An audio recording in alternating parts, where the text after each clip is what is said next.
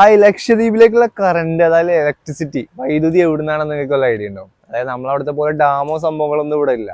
ഇവിടെ രണ്ട് തരത്തിലാണ് വൈദ്യുതി ഉള്ളത്. ഒന്ന് ഞാൻ കാണിച്ചു തരാം, അതായത് സോളാറ്. എൻ്റെ ബാക്കിൽ കണ്ടില്ലേ, ഇത് കംപ്ലീറ്റ് സോളാർ പാനൽസ് ആണ്. ഇത് ഫുള്ള് ഇത് ഇവിടുന്ന് ഏകദേശം എനിക്ക് തോന്നുന്നൊരു 1000 സോളാർ പാനൽസ് ഒന്നും ആവില്ല ഉണ്ടാവുക, അതിൽ കൂടുതൽ ഉണ്ടാവും.